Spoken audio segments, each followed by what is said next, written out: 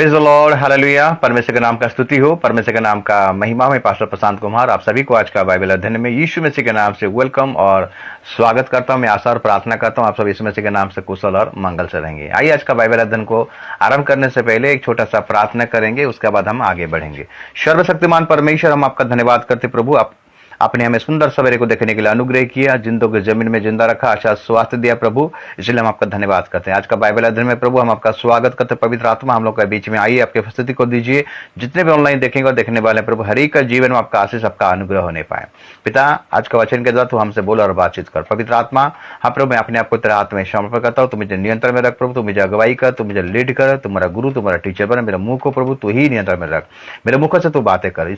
इस नेट को भी तेरे नियंत्रण में रखना, आरंभ से लेकर अंत तक प्रभु तेरे आत्मा द्वारा तू ही अगुवाई कर। सारे आदर महिमा आपको देते हुए प्रार्थना तेरे बेटे उद्धार करता यीशु के नाम से मांगता हूं, आमीन। नाम का स्तुति हो, परमेश्वर के नाम का महिमा हो। सही मायने में प्रभु का स्तुति करना कितना अच्छा लगता है, उसका आराधना करना कितना अच्छा लगता है। हमें प्रभु आराधना में अगुवाई किया, इसलिए इस परमेश्वर का हम धन्यवाद करते हैं, उसका स्तुति और उसका प्रशंसा करते हैं। आइए उसके वचन की ओर जाएंगे मेरे प्रियो। आज का ध्यान का विषय है कि पुरातन नियम में यीशु मसीह का छवि को हम देखेंगे। हम पुरातन नियम को पढ़ते नहीं है ज्यादा, हम केवल नया नियम को ध्यान देते हैं और भजन संहिता को ध्यान देते हैं। और पुरातन नियम को पढ़ना बहुत जरूरी है, क्योंकि पुरातन नियम में यीशु मसीह का छवि दिखाई देता है, यीशु मसीह का छाया दिखाई देता है। आज उसी के बारे में ध्यान करेंगे। आज का ध्यान का विषय यही है कि पुरातन नियम में यीशु मसीह का छवि। तो हम देखते हैं मेरे प्रिय, पुरातन नियम में जब हम उत्पत्ति का किताब को निकालते हैं और उसका जब हम एक पद को ध्यान करेंगे, यहां पर हम यीशु मसीह का छवि को देखेंगे। आदि में परमेश्वर ने आकाश और पृथ्वी की सृष्टि की। पृथ्वी बेडोल और सुनसान पड़ी थी और गहरे जल के ऊपर अंधियारा था, तथा परमेश्वर का आत्मा जल के ऊपर मंडरा रहा था। जब परमेश्वर ने कहा उजियाला, तो उजियाला हो गया। और परमेश्वर ने उजियाला को देखा कि अच्छा है, और परमेश्वर ने उजियाला को अंधियारा से अलग किया। और परमेश्वर ने उजियाला को दिन और अंधियारा को रात कहा, तथा सांझ हुई, फिर भोर हुआ। इस प्रकार पहला दिन हो गया। मेरे प्रियो, ये जो पहला, दूसरा और तीसरा और चौथा अध्याय को जब हम पढ़ाई करें, यहां पर हम यीशु मसीह का छवि को देखते हैं, पवित्र आत्मा को देखते हैं और परमेश्वर को देखते हैं। मतलब त्रिएक परमेश्वर को हम देखते हैं। आज हम यीशु मसीह के बारे में जिक्र करेंगे। यीशु मसीह के बारे में हम जिक्र जब करते हैं, वहां पर परमेश्वर का आत्मा के बारे में भी जिक्र करेंगे, उसका परमेश्वर के बारे में जिक्र करेंगे। मैंने त्रिएक परमेश्वर का छवि को यहाँ पर हम टोटल देखते हैं। लेकिन आज हम यीशु मसीह के छवि के बारे में चिंता करेंगे। पुरातन नियम में हम देखते हैं कि आदि में परमेश्वर ने आकाश और पृथ्वी की सृष्टि की। तो कैसे किया सृष्टि? दूसरा पद, पृथ्वी बेडोल और सुनसान पड़ी थी और गहरे जल के ऊपर अंधियारा था, तथा परमेश्वर का आत्मा जल के ऊपर मंडरा रहा था। परमेश्वर का आत्मा जल के ऊपर मंडरा रहा था। परमेश्वर, उसका पवित्र आत्मा के बारे में यहां पर देखते हैं। और उसके बाद जल के ऊपर मंडरा रहा था। जब तक कोई बात नहीं होता तब तक वो आत्मा कुछ नहीं करता है। जब परमेश्वर ने कहा, परमेश्वर ने क्या कहा? वचन कहा। वचन में हम देखते हैं यूहन्ना का सुसमाचार का पहला यूहन्ना में जब देखते हैं कि आदि में वचन था और वचन परमेश्वर के साथ में था, यानी यीशु मसीह वचन है मेरे प्रियो। अगर हम यूहन्ना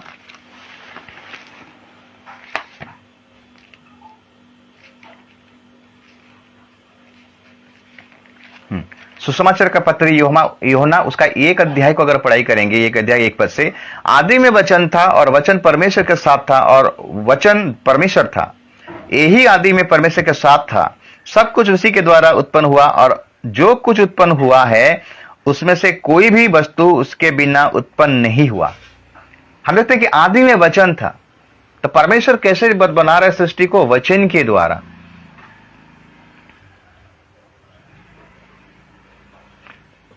आत्मा, पवित्र आत्मा जल के ऊपर मंडरा रहा था। परमेश्वर पवित्र आत्मा के बारे में लिखा है, उसका मतलब वचन के बारे में लिखा। जब तक परमेश्वर नहीं कह रहा, वचन नहीं कह रहा, तब तक सृष्टि नहीं हो रहा है। आत्मा कार्य नहीं कर रहा है। आत्मा कब कार्य करता है? जब वचन के अनुसार जब कार्य होता है तब आत्मा काम करता है।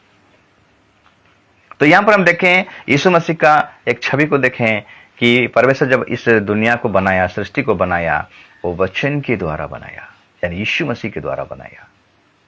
ये पुरातन नियम में ये यीशु मसीह का छवि है। अगर 26 पद को पढ़ाई करेंगे, एक अध्याय उत्पत्ति, एक अध्याय उसका 26 पद को पढ़ाई करेंगे, यहां पर लिखा गया, फिर परमेश्वर ने कहा, वचन कहा, हम मनुष्य को अपने स्वरूप के अनुसार अपनी समानता में बनाएं, और वे समुद्र की मछलियां और आकाश के पक्षी और घरेलू पशुओं और सारी पृथ्वी पर और सब रेंगने वाले वस्तुओं पर जो पृथ्वी पर रेंगते हैं अधिकार रखें।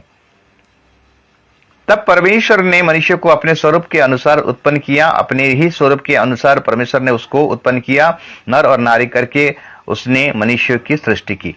आओ हम मनुष्य को अपने समानता, अपने स्वरूप में बनाएंगे। आओ हम जो बोलते हैं ना, एक वचन नहीं, ये बहुवचन है मेरे प्रियो। तो यहां पर अब यीशु मसीह को देखते हैं, पिता, पुत्र और पवित्र आत्मा, त्रिएक परमेश्वर को हम देखते हैं, उनमें से वचन को देखते हैं, यानी यीशु मसीह का छवि को हम देखते हैं। आओ हम मनुष्य को अपनी समानता, अपने स्वरूप में बनाएंगे। उसके बाद हम देखते हैं मेरे प्रियो, उत्पत्ति की किताब में हम जब अब्राहम के जीवन को देखते हैं, अब्राहम भी यीशु मसीह को अपने सामने देखा है, यीशु मसीह का परिचय को पाया, यीशु मसीह को देखा है। अगर हम उत्पत्ति की किताब 22 अध्याय को निकालेंगे और उसका 11 पद से पढ़ाई करेंगे, ये उस समय का बात है जब इसहाक का पैदा हुआ, इसहाक का जन्म हुआ। तब परमेश्वर ने अब्राहम से जब बातें कर रहा है, अब्राहम का परमेश्वर का दूत बातें कर रहा है, तो हम देखते हैं कि 10 पद से 22 अध्याय, उत्पत्ति 22 अध्याय उसका 10 पद से, फिर अब्राहम ने हाथ बढ़ाकर छुरी को ले लिया कि अपने पुत्र को बलि करे। तब यहोवा के दूत ने स्वर्ग से उसको पुकार कर कहा, हे अब्राहम, हे अब्राहम। उसने कहा, देख मैं यहां हूं। उसने कहा, उस लड़के पर हाथ मत बढ़ा और ना उसे कुछ कर, क्योंकि तूने जो मुझसे अपने पुत्र वरन अपने एक लौते पुत्र को भी नहीं रख छोड़ा, इसमें मैं अब जान गया कि तू परमेश्वर का भय मानता है। तब पर अब्राहम ने आंखें उठाई और क्या देखा कि उसके पीछे एक मेढ़ा अपने सिंग के से एक झाड़ी में फंसा हुआ है। अतः अब्राहम ने जाके उस मेढ़े को लिया और अपने पुत्र के स्थान पर उसे बलिदान करके चढ़ाया। अब्राहम ने उस स्थान का नाम यहोवा यीरे रखा। इसके अनुसार आज तक भी कहा जाता है कि यहोवा ने पहाड़ पर उपाय किया जाएगा, यहोवा के पहाड़ पर उपाय किया जाएगा। 15 पद, फिर यहोवा के दूत ने दूसरी बार स्वर्ग से अब्राहम को पुकार कर कहा, यहोवा की यह वाणी है कि मैं अपनी ही शपथ खाता हूं। ये दूत कौन है मेरे प्रिय? जो परमेश्वर का दूत के बारे में लिखा गया, जो मैं लगाता है, मैं अपने शपथ खाता हूं, मैं अपने ही शपथ खाता हूं। 16 पद, कि तूने जो ये काम किया है कि अपने पुत्र वरन अपने इकलौते पुत्र को भी नहीं रख छोड़ा, इस कारण मैं आया। स्वर्गदूत परमेश्वर का दूत बोलता है मैं कौन बोल सकता मेरे प्रियो? स्वर्गदूत क्या मैं बोल सकते हैं? एक स्वर्गदूत तो मैं बोला, उसको परमेश्वर नीचे गिरा दिया, घमंड किया। ये मैं और कोई नहीं है, ये यीशु मसीह का छवि है मेरे प्रिय। यीशु मसीह है, वचन है, जो दूत के रूप में अब्राहम के पास आया, अब्राहम को दिखाई दिया, दर्शन दिया। और कोई स्वर्गदूत के बारे में यहां पर नहीं लिखा गया है। स्वर्गदूत तो मेरे प्रियो, स्वर्गदूत मैं नहीं कर सकता, मैं ये करूंगा, मैं वो करूंगा, ये जो कह रहा है ना, ये जो स्वर्गदूत कहता है, ये परमेश्वर जो क्रिया करता है, ये भी वो क्रिया कर रहा है। परमेश्वर जैसा काम कर रहा है, ये भी ऐसा काम कर रहा है। आगे को पढ़ाई करेंगे 17 पद, इस कारण मैं निश्चय तुझे आशीष दूंगा। स्वर्गदूत की आशीष देगा? ये कौन है? एक्चुअली ये प्रभु यीशु मसीह है, जो अब्राहम से बातें कर रहा है।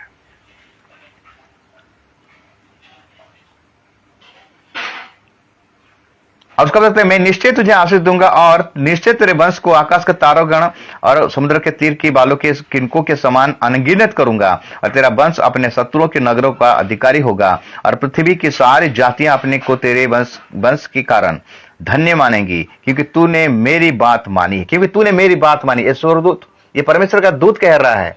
मैं जितना भी मैं दिखाई दे रहा है, वहां पर और कोई स्वर्गदूत नहीं कह सकता मैं। और आप देखते हैं कि फ्यूचर के बारे में बता रहा है, भविष्य के बारे में बता रहा है। स्वर्गदूत को भविष्य के बारे में पता नहीं होता मेरे प्रिय। उनको जो बोला जाता है उतना ही कहते हैं। जिब्राइल दूत जब मरियम के पास आया, यूसुफ के पास आया, जकरिया के पास आया, उसको जितना बोला गया था उतना ही वो कहा। परमेश्वर उसको जितना बोला था दूत को, जो जिब्राइल दूत को जितना बोला गया था वो उतना ही मैसेज दिया। लेकिन यहां पर वो बोलता है कि मैं ऐसा करूंगा, मैं ऐसा करूंगा। मैंने भविष्य के बारे में ये बोलता है कि मैं ऐसा करूंगा, मैं ऐसा करूंगा। मैं मतलब कौन है? ये यीशु मसीह है।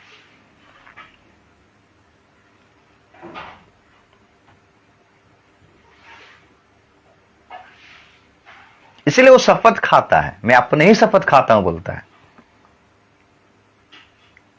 जब 16 पद को पढ़ाई करेंगे, लिखता है, यहोवा की यह वाणी है कि मैं अपने ही यह शपथ खाता हूं कि तूने जो ये काम किया है कि अपने पुत्र वरन अपने इकलौता पुत्र को भी नहीं रख छोड़ा।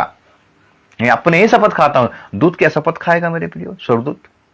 ये वो दूत है जो यीशु मसीह है।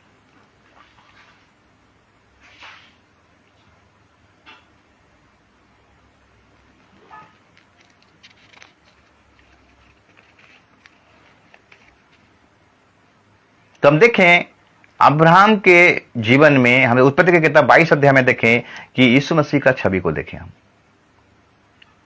जो परमेश्वर का दूत आकर अब्राहम से जो बातें कर रहा है, ये और कोई नहीं है, ये यीशु मसीह है, दूसरा दूत नहीं है। उसी को केवल अधिकार दिया गया है, वो वचन है मेरे प्रियो। इसीलिए वो बोलता है मैं।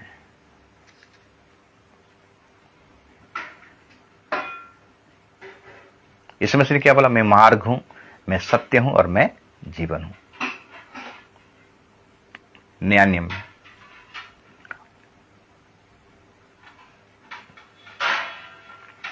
अगर हम उत्पत्ति 16 अध्याय में आएंगे, वहां पर भी हम देखते हैं कि हाजिरा का साथ भी यही परमेश्वर का दूत आकर बातें करता है, यही यीशु मसीह आकर बातें करता है। अगर हम 16 अध्याय को निकालेंगे, उत्पत्ति 16 अध्याय, और उसका हम पढ़ाई करेंगे 7 पद से। तब यहोवा के दूत ने उसको जंगल में सूर के मार्ग पर जल के एक सोते के पास पाकर कहा, हे सारे की दासी हाजिरा, तू कहां से आती और कहां को जाती है? उसने कहा, मैं अपनी स्वामिनी सारे के सामने से भाग आई हूं। यहोवा के दूत ने उससे कहा, अपनी स्वामिनी के पास लौट जा और उसके बस में रह। और यहोवा के दूत ने उससे यह भी कहा, मैं तेरे वंश को बहुत बढ़ाऊंगा। ये कैसे वंश को बढ़ाएगा मेरे प्रियो? साधारण दूत ये सब नहीं कर पाएंगे मेरे प्रियो। ये यीशु मसीह है, जो परमेश्वर का दूत है ना, ये यीशु मसीह ही बोल सकता है। वो परमेश्वर जैसा उसका स्वभाव यहां पर दिखाई दे रहा है मेरे प्रियो। मैं तेरे वंश को बहुत बढ़ाऊंगा, 10 पद, यहां तक कि बहुतायत के कारण उसकी गणना ना हो सकेगी। और यहोवा के दूत ने उससे कहा, देख तू गर्भवती है और तू पुत्र जनेगी, तू उसका नाम इस्माइल रखना, क्योंकि यहोवा ने तेरे दुख का हाल सुन लिया है। इसको कैसा पता चला है? इसके पेट में इस्माइल है, ये गर्भवती है, इसके पेट में इस्माइल है, और इस्माइल के बारे में भविष्यवाणी भी किया जा रहा है। 12 पद, और वो मनुष्य बनेले गधे के समान होगा, उसका हाथ सबके विरुद्ध उठेगा और सबके हाथ उसके विरुद्ध उठेंगे, और वो अपने सब भाई बंधुओं के मध्य में बसा रहेगा। तब उसने यहोवा का नाम जिसने उसने बातें की थी अतायलोरोई रखकर कहा, क्या मैं यहां भी उसको जाते हुए देखने पाई और देखने के बाद भी जीवित रही? इस कारण उस कुएं का नाम लौरोही कुआं पड़ा।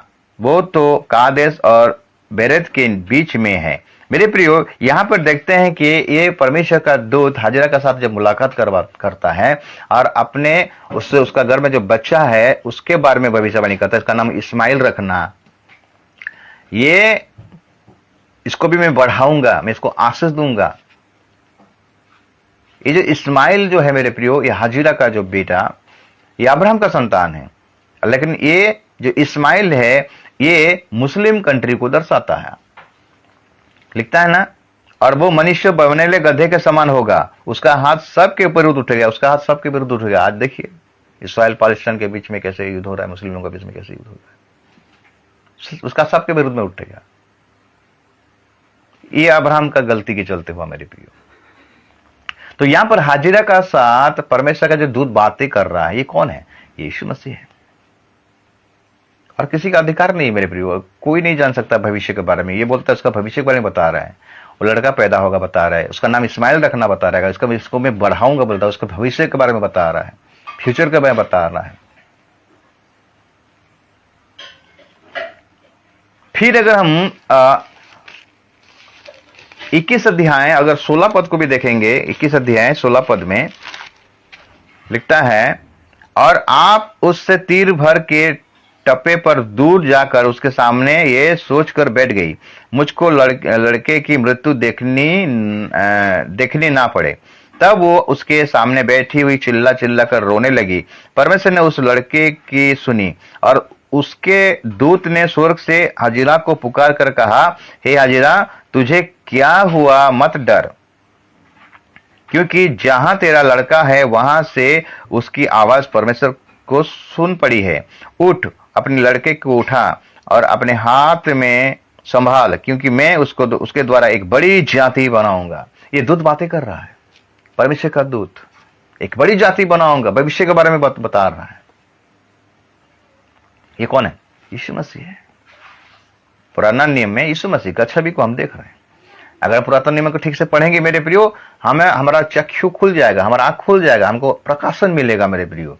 आज वचन नहीं पढ़ने के चलते, वचन की कमी के चलते, ज्ञान के अभाव से आज मेरा प्रजा बंदवाई में है। मेरे प्रियो दासों को सुनिए, कोई बात नहीं, लेकिन वचन को तो पढ़ना जरूरी है। वचन पढ़ने से हमारा आंख खुलेगा, वचन पढ़ने से हम सत्य को जानेंगे। क्यों कहा यीशु मसीह ने, सत्य को जानो, सत्य तुम्हें क्या करेगा? स्वतंत्र करेगा। जैसे मसीह लोग हैं वचन नहीं पढ़ते हैं, तो उनको क्या पता चलेगा कि यीशु कौन है, परमेश्वर कौन है, पवित्र आत्मा कौन है? आज बहुत सारा झूठे प्रचारक आज निकल गए हैं मेरे प्रियो, आपको अच्छा से फंसा देंगे अगर वचन को नहीं पढ़ेंगे तो। नाना प्रकार का डिनोमिनेशन निकल गया मेरे प्रियो, 3000 से ज्यादा डिनोमिनेशन है। अभी कल्ट ग्रुप सब आग निकल गए हैं।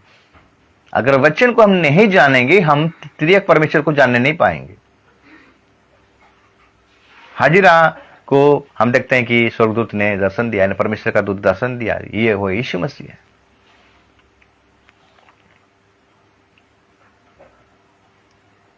उसके बाद हम देखते हैं मेरे प्रियो, यीशु मसीह का और एक छवि को देखते हैं। आदि उत्पत्ति उसका 14 अध्याय को अगर निकालेंगे, 14 अध्याय और उसका पढ़ाई करेंगे 19 पद से 18 पद से पढ़ेंगे। तब सालेम का राजा मलकीसिदक, जो परम प्रधान ईश्वर का याजक था, रोटी और दाखमधु ले लिया, और उसने अब्राहम को यह आशीर्वाद दिया, परम प्रधान ईश्वर की ओर से, जो आकाश और पृथ्वी का अधिकारी है, तू धन्य हो, और धन्य है परम प्रधान ईश्वर, जिसने तेरे द्रोहियों को तेरे बस में कर दिया है। तब अब्राहम ने उसको सब वस्तुओं का दशमांश दिया। तब सदोम के राजा ने अब्राहम से कहा, प्राणियों को तो मुझे दे और धन को अपने पास रख। तो मेरे देखते हैं सालेम का जो राजा है, सालेम मतलब यरूशलेम, मलकीसिदक जो परम प्रधान ईश्वर का याजक था, उसके बारे में वचन क्या कहता है?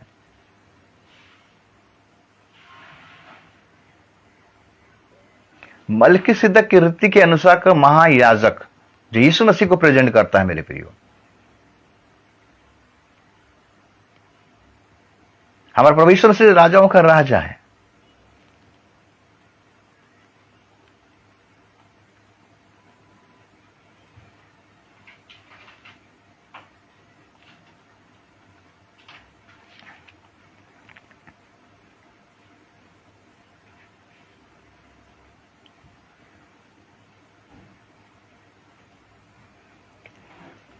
सालेम का राजा मलकीसिदक, वो राजा भी था और याजक भी था। हमारे में यीशु मसीह भी राजा भी है और याजक भी है। वो हमारा महायाजक सालेम के मलकीसिदक की रीति के अनुसार राजा है। भजन अगर 110 को पढ़ाई करेंगे, भजन 110 को निकालेंगे, वहां पर हम देखते हैं दाऊद के भजन में क्या लिखता है। 4 पद, 110 का 4 पद। यहोवा ने शपथ खाई और ना पछताएगा, तो मलकीसिदक की रीति पर सर्वदा का याजक है। यीशु मसीह को प्रेजेंट कर रहा है मेरे प्रियो। मलकीसिदक की, यहोवा ने शपथ खाई और ना पछताएगा, तो मलकीसिदक की रीति पर सर्वदा का याजक है। इब्रानी 5 और 6 को अगर निकालेंगे, इब्रानी 5 उसका 6 पद, इब्रानी 5 उसका 6 पद कहता है, वैसे ही मसीह ने भी महायाजक बनने की बड़ाई अपने आप से नहीं ली, पर उसको उसी ने दी जिसने उसने कहा था, तू मेरा पुत्र है, आज मैं ही ने तुझे उत्पन्न किया है। इस प्रकार वो दूसरी जगह में भी कहता है, तू मलकीसिदक की रीति पर सदा के लिए याजक है। तो यहां पर अब्राहम के साथ जो मलकीसिदक, जो सालेम का राजा के साथ जो भेंट होता है मेरे प्रियो, ये वो है यीशु मसीह को प्रेजेंट करता है। यीशु मसीह का छवि यहां पर दिखाई देता है। और यहां पर देखते हैं रोटी और दाखरस मलकीसिदक अब्राहम को दिया, प्रभु भोज, इसका मतलब प्रभु भोज। अभी तक अब्राहम का खतना नहीं हुआ था मेरे प्रियो, उससे पहले वो प्रभु भोज ले चुका है।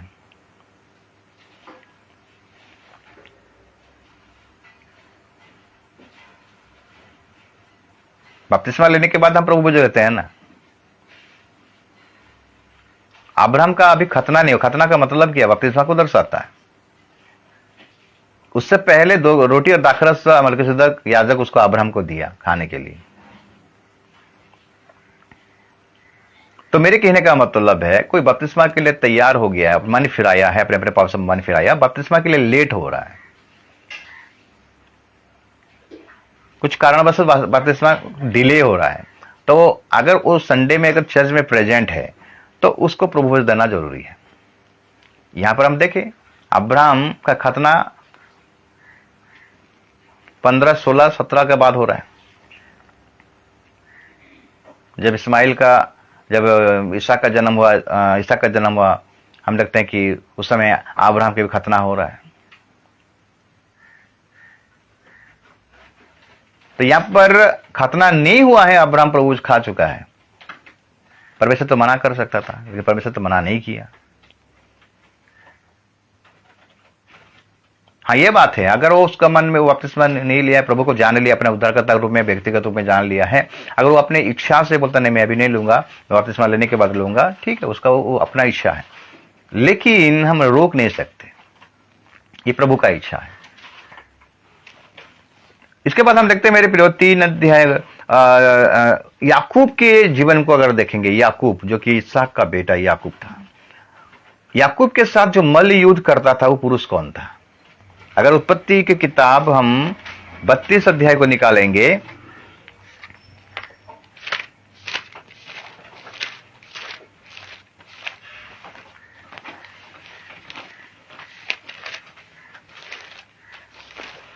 उत्पत्ति 32 अध्याय, और हम पढ़ाई करेंगे 22 पद से। उसी रात वो उठा और अपनी दोनों स्त्रियों और दोनों दासियों और 11 लड़कों को संग लेकर घाट से युवक नदी के पार उतर गया। उसने उन्हें उस नदी के पार उतार दिया, वरन अपना सब कुछ पार उतार दिया, और याकूब अब अकेला रह गया। तब कोई पुरुष आकर पांव फटने तक उससे मल्लयुद्ध करता रहा। तब उसने देखा कि मैं याकूब पर प्रबल नहीं होता, तब उसकी जांघ की नस को छुआ, और याकूब की जांघ की नस उससे मल्लयुद्ध करते चढ़ गई। तब उसने कहा, मुझे जाने दे, क्योंकि भोर होने वाला है। याकूब ने कहा, जब तक तू मुझे आशीर्वाद ना दे तब तक मैं तुझे जाने ना दूंगा। और उसने याकूब से पूछा, तेरा नाम क्या है? उसने कहा, याकूब। उसने कहा, तेरा नाम अब याकूब नहीं वरन इसराइल होगा, क्योंकि तू परमेश्वर से और मनुष्यों से भी युद्ध करके प्रबल हुआ है। कोई पुरुष आकर याकूब के साथ लड़ रहा है मेरे प्रियो। तो पुरुष कौन है? यीशु मसीह।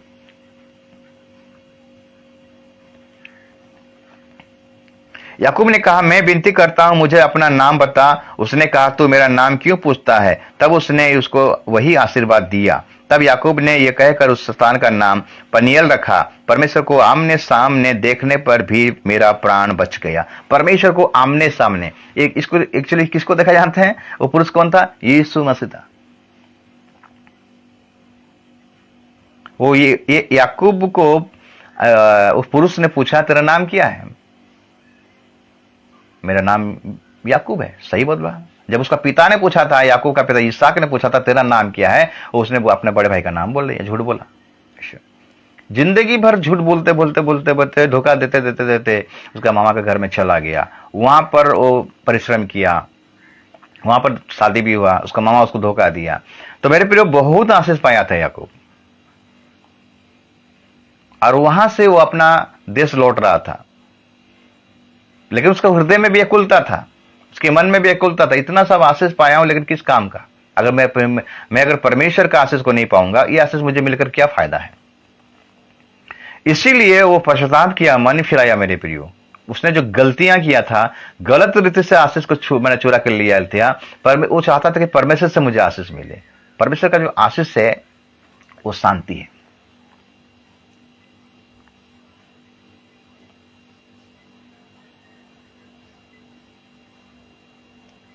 मनुष्य से और परमेश्वर से लड़कर,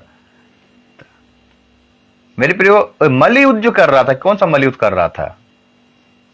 हम देखते हैं कि होशे 12 अध्याय को अगर निकालेंगे, वहां पर पता चलेगा याकूब उस पुरुष के साथ कौन सा मल्लयुद्ध कर रहा था। होशे 12 उसका 3 और 4।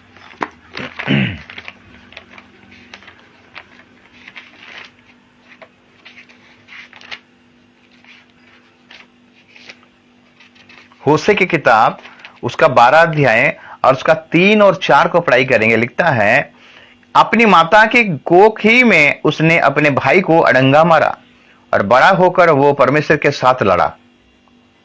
वो दूत से लड़ा, वो दूत से लड़ा और जीत भी गया। वो रोया और उसने गिड़गिड़ा कर विनती की। वो दूत से लड़ा। वो दूत कौन था? यीशु मसीह था, जो पुरुष आया था, पांव फटने तक। हम देखते हैं कि याकूब के साथ मल्लयुद्ध करता है। मल्लयुद्ध का मतलब याकूब रो रो कर, गिड़गिड़ा कर प्रार्थना कर रहा था। रो रो कर जब कोई प्रार्थना करता है मेरे प्रियो, परमेश्वर रह नहीं पाता है, वो आ जाता है। सुबह तक वो रो रहा है, आप मुझे आशीष दीजिए, आप मुझे आशीष दीजिए, आप मुझे। जब तक आशीष नहीं देंगे वो छोड़ रहा नहीं, परमेश्वर को नहीं छोड़ रहा है, उस पुरुष को नहीं छोड़ रहा है, यानी यीशु मसीह को नहीं छोड़ रहा है। मरियम मगदलिनी सप्ताह के पहले दिन, जब वो यीशु मसीह तीसरे दिन जी उठा, उसी दिन जब वो कब्र में गया तो कब्र खाली है, और वो रोने लगा। और उसी समय यीशु मसीह क्या कर रहा था? अपना बहुमूल्य लहू को पिता के पास लेके जा रहा था, उस वेदी पर चढ़ाने के लिए। वो तंबू में, जो स्वर्गीय तंबू, उस वेदी में चढ़ाने के लिए जा रहा था। अपने खून को पिता के पास लेके जा रहा था। और ये जब मरियम मगदलिनी रोया मेरे प्रियो, ऐसा रोया, ऐसा रोया, वो बहुमूल्य काम को यीशु मसीह को छोड़ना पड़ा, और यीशु मसीह को मरियम मगदलिनी के पास में आके दिखाई देना पड़ा, परिचय देना पड़ा। जब उसका साथ भेंट हुआ मालिक के रूप में, यीशु एक माली है, प्रभु यीशु मसीह मेरे गुरु को, मेरे प्रभु को कौन ले लिया? तब यीशु ने बोला, मरियम। तभी जान ले क्या, रबुनी। जैसे छूने के लिए जा रहा था, इसमें से बोला, अभी मुझे मत छू, अभी मैं पिता के पास नहीं गया हूं। मेरे पर याकूब यही मल्लयुद्ध कर रहा था, अब परमेश्वर उस जंग को भी छुआ, छूने के बाद भी वो छोड़ रहा नहीं। इसका मतलब है वो लड़ना सीख रहा था मेरे प्रियो।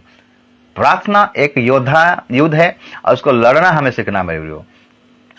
तब वो लड़ना सीख गया, तब उसको आशीष दिया। और यही याकूब हम जब देखते हैं उत्पत्ति 48 को जब हम निकालेंगे, 48 49 शायद, उत्पत्ति 48,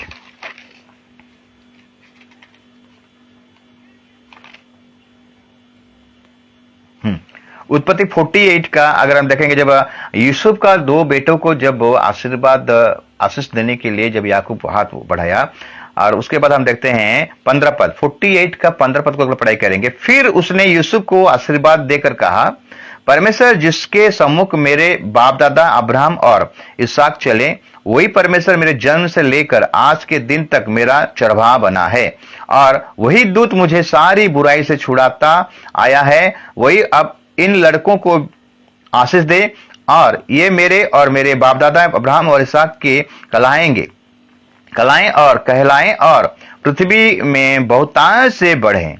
वही दूत जो मेरा अगुवाई करता था, वही दूत जो मेरा चरवाहा बनता था। परमेश्वर का नाम भी आ रहा है और वही दूत का नाम भी आ रहा है, सेम सेम आ रहा है। वो दूत कौन है? यीशु मसीह। वही दूत ही याकूब को अगवा कर रहा था, चरवाहा कर रहा था। मेरे प्रिय, यीशु मसीह हमारा प्रधान रखवाला है, प्रधान चरवाहा है। वो बोला मैं द्वार हूं, मैं वो चरवाहा हूं। दाऊद क्या कहता है? यहोवा मेरा चरवाहा है। दाऊद जो बोलता है यहोवा मेरा चरवाहा है, मतलब दाऊद यीशु मसीह को ही बोलता है कि वही मेरा चरवाहा है। वो वचन को बोलता है कि यही मेरा चरवाहा है, ये मुझे अगुवाई करता है। वचन के द्वारा ही परमेश्वर काम करता है मेरे प्रियो।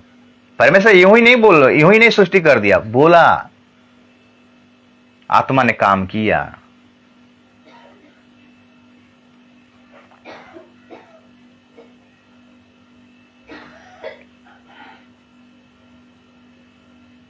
याकूब परमेश्वर को आमने सामने देखा, एक पुरुष के साथ जो लड़ रहा था, वो पुरुष और कोई नहीं है, यीशु मसीह था मेरे प्रियो। ध्यान से पढ़िएगा उसको। और कोई स्वर्गदूत का पावर नहीं है, कोई स्वर्गदूत को मैंने ये अधिकार नहीं है। स्वर्गदूत को जितना बोला जाता है, परमेश्वर जितना बोलेगा उतना ही कहेगा। लेकिन ये जो दूत जो हम देखते हैं कि अब्राहम के जीवन में, याकूब के जीवन में, हजरा के जीवन में जो दर्शन दिए हैं, जो बातें किए, याकूब के साथ जो लड़ाई किया है पुरुष आकर, ये कौन है? ये परमेश्वर जैसा एक्टिविटी कर रहा है। मैं बोलता है, कोई स्वर्गदूत मैं नहीं बोल सकता। एक स्वर्गदूत मैं बोला, जो लूसीफर था उसको नीचे गिराया गया था। ये दूत कौन है जानते हैं? ये पुरुष कौन है? यीशु मसीह। वही बोल सकता है मैं मार्ग हूं, मैं सत्य हूं, मैं जीवन हूं। फिलिप्पुस ने जब यीशु मसीह से कहा कि हे प्रभु हमें परमेश्वर से मुलाकात करवा दे, यूहन्ना 14 अध्याय में, तब यीशु मसीह ने बोला, हे फिलिप्पुस तू मेरे साथ इतने दिन रहा, क्या तू मुझे पहचान नहीं पाया? मैं जो कार्य कर रहा हूं इसे तो तू जान पाता। मैं पिता में हूं और पिता मुझ में है। मैं जो कार्य करता हूं वो पिता मुझ में होकर कार्य करता है। जिसने मुझे देखा है उसने पिता को देखा है।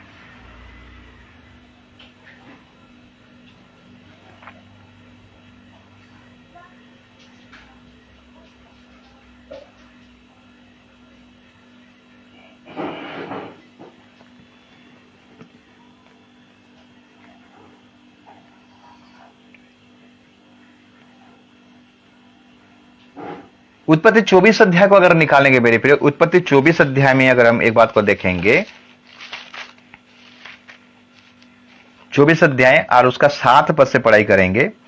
स्वर्ग का परमेश्वर यहोवा जिसने मुझे मेरे पिता के घर से और मेरी जन्मभूमि से ले आकर मुझे से शपथ खाई और कहा कि मैं ये देश तेरे वंश को दूंगा, वही अपना दूत तेरे आगे आगे भेजेगा कि तू मेरे पुत्र के लिए वहां से एक स्त्री ले आएगा। परंतु यदि वो स्त्री तेरे साथ ना आना चाहे तब तो तू मेरी इस सफर से छूट जाएगा। पर मेरे पुत्र को वहां ना ले जाना। तब उस दास ने अपने स्वामी अब्राहम की जांघ के नीचे अपना हाथ रखकर उससे इस विषय की शपथ खाई। तब वो दास अपने स्वामी के ऊंट में से 10 ऊंट छांटकर उसे सब उत्तम उत्तम पदार्थ में से कुछ कुछ लेकर चला और मेसोपोटामिया में नाहोर के नगर के पास पहुंचा। उसने ऊंटों को नगर के बाहर एक कुएं के पास बैठा। वह संध्या का समय था, जिस समय स्त्रियां जल भरने के लिए निकलती हैं।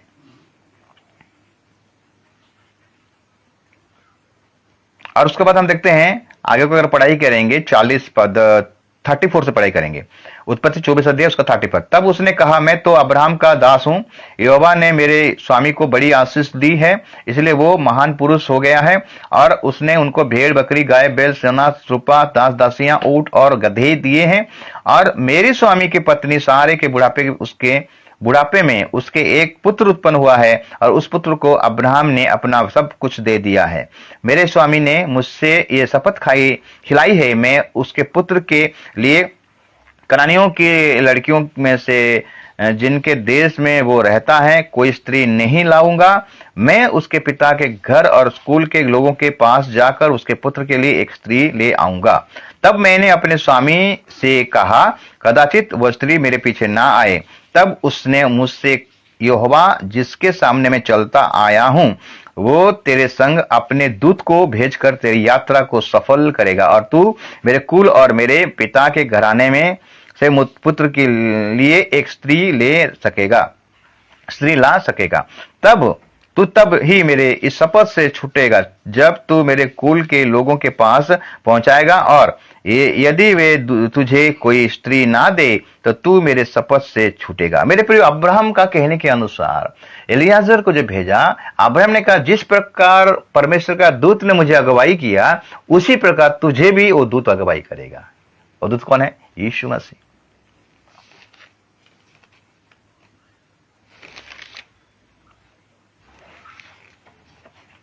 अगर 50 को पढ़ाई करेंगे, उत्पत्ति 24 का 50, तब लाबान और बतूएल ने उत्तर दिया, ये बात यहोवा की ओर से हुई है, इसीलिए हम लोग तुझसे ना तो भला कह सकते हैं ना बुरा। देख, रिबका तेरे सामने है, उसको ले जाकर वो यहोवा के वचन के अनुसार तेरे स्वामी के पुत्र की पत्नी हो जाए। हम देखें एलियाजर को कौन अगुवाई किया, कौन सा दूत अगुवाई किया? यीशु मसीह, परमेश्वर का दूत जो यीशु मसीह को दर्शाता है। मेरे प्रियो,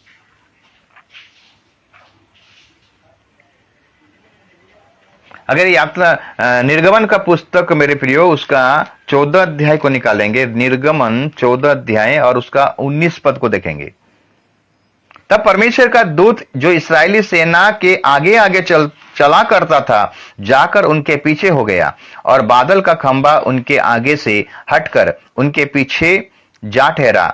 इस प्रकार वो मिस्रियों की सेना और इस्राएलियों की सेना के बीच में आ गया, और बादल और अंधकार तो था, तो भी रात को उन्हें प्रकाश मिलता रहा और वे रात भर एक दूसरे के पास ना आए। तो मेरे प्रियो, जब इस्राएली मिस्र से निकले थे, यही दूत, यही परमेश्वर का दूत यानी ये यीशु मसीह उनका अगुवाई करता था। अगर हम इब्रानी का पुस्तक को निकालेंगे मेरे प्रियो, इब्रानी उसका दूसरा कोरिन्थियो, हाँ दूसरा कोरिन्थियो, अगर हम उसका 10 अध्याय निकाले, पहला कोरिन्थियो उसका 10 अध्याय का निकालेंगे, वहां पर हम देखते हैं एक पद से, हे भाइयों, मैं नहीं चाहता कि तुम इस बात से अनजान रहो कि हमारे सब बाप दादा बादल के नीचे थे और सब के सब समुद्र के बीच में से पार हो गए, और सब ने बादल में और समुद्र में मूसा का बपतिस्मा लिया, और सब ने एक ही आत्मिक भोजन किया और सब ने एक ही आत्मिक जल पिया, क्योंकि वे उस आत्मिक चट्टान से पीते थे जो उनके साथ साथ चलती थी, और वो चट्टान मसीह था। उनके साथ साथ जो चट्टान चल रहा था, वो जो खा रहे थे, वो जो पी रहे थे, वो कौन था? वो यीशु मसीह था। पुरातन नियम में यीशु मसीह का छवि को हम देख रहे हैं मेरे प्रियो। अगर हम न्यायों का पुस्तक उसका 6 अध्याय को भी निकालेंगे मेरे प्रियो, न्याय का पुस्तक उसका 6 अध्याय, यीशु का बाद न्याय का पुस्तक उसका 6 अध्याय को निकालेंगे और हम देखेंगे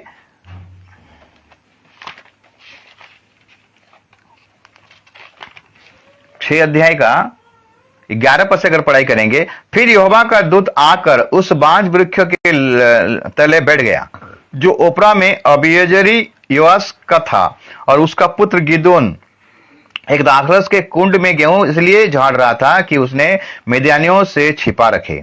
उसको यहोवा के दूत ने दर्शन देकर कहा, हे सूरवीर सूरमा, यहोवा तेरे संग है। गिदोन ने उसे कहा, हे मेरे प्रभु, विनती सुन, यदि यहोवा हमारा संग होता तो हम पर यह सब विपत्ति क्यों पड़ती?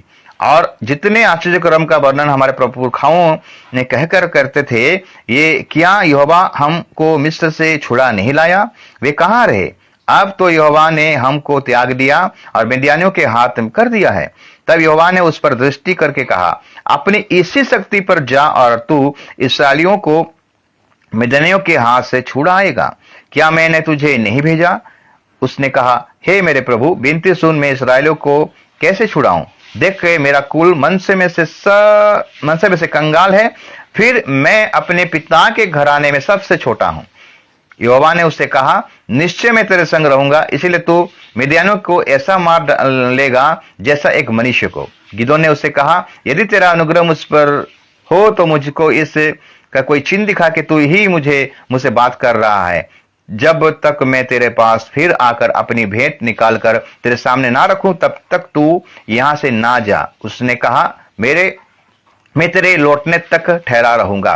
तब गिदोन ने जाकर बकरी का एक बच्चा और एक अपा मैदा की आखमरी रोटियां तैयार की। तब मांस को टोकरी पर और जूस को तसले पर रखकर 5 रुपये के तले उसके पास ले जाकर दिया।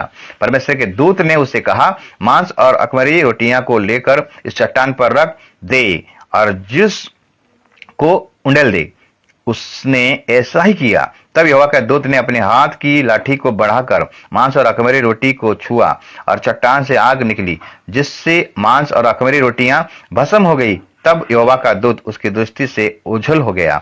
जब गिदोन ने जान लिया कि वो यहोवा का दूत था, तब गिदोन कहने लगा, हाय प्रभु यहोवा, मैंने तो यहोवा के दूत साक्षात देखा। यहोवा को दूत को साक्षात देखा। यहोवा ने उससे कहा, तुझे शांति मिले, मत डर, तू ना मरेगा। तब गिदोन ने वहां यहोवा के एक वेदी बनाकर उसका नाम यहोवा शालोम रखा। ये यहोवा का दूत कौन है? यीशु मसीह है।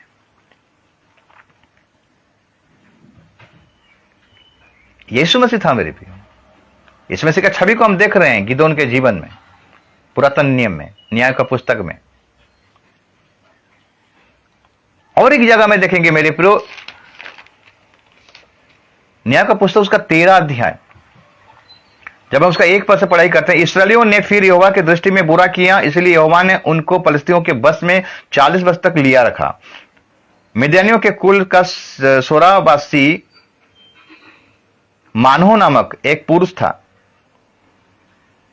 दानियों के कुल का सोरावासी मानहो नामक एक पुरुष था, जिसके पत्नी बांझ होने के कारण कोई पुत्र न था। इस स्त्री को यहोवा के दूत ने दर्शन देकर कहा, सुन, बांझ होने के कारण तेरा बच्चा नहीं, परंतु अब तू गर्भवती होगी और तेरा बेटा होगा। इसलिए अब सावधान रह कि ना तो तू दाखमधु या किसी भांति की मदिरा पिए और ना कोई अशुद्ध वस्तु खाए, क्योंकि तू गर्भवती होगी और तेरे एक बेटा उत्पन्न होगा और उसके सिर पर छुरा ना फिरेगा, क्योंकि वो जन्म ही से परमेश्वर का नाजिर रहेगा और इसराइलियों को फलिस्तियों के हाथ से छुड़ाने में वही हाथ लगाएगा।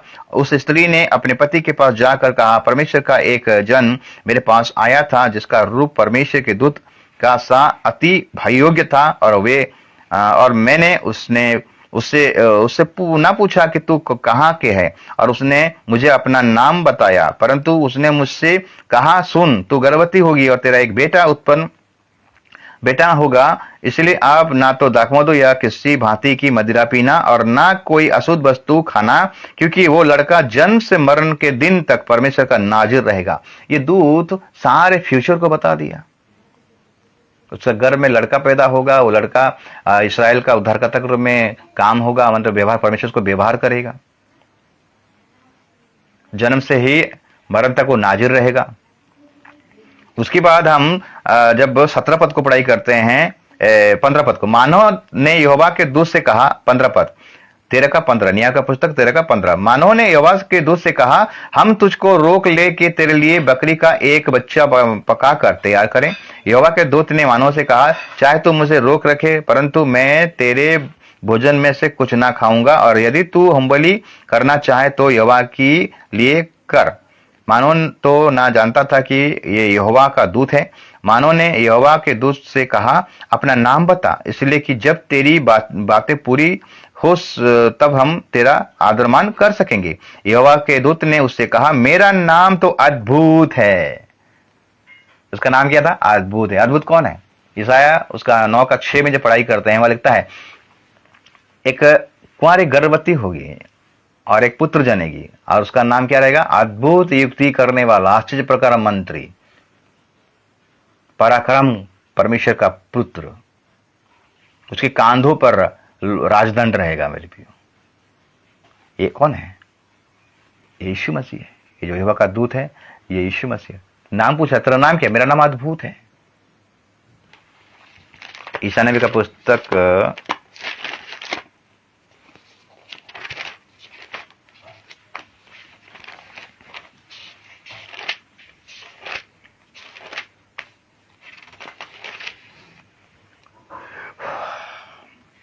ईशा नबी का पुस्तक 9 का 6 पद को अगर पढ़ाई करेंगे, यहां लिखता है, क्योंकि हमारे लिए एक बालक उत्पन्न हुआ, हमें एक पुत्र दिया गया है और प्रभुता उसके कंधों पर होगी, और उसका नाम अद्भुत, युक्ति करने वाला, पराक्रमी परमेश्वर, अनंत काल का पिता और शांति का राजकुमार रखा जाएगा।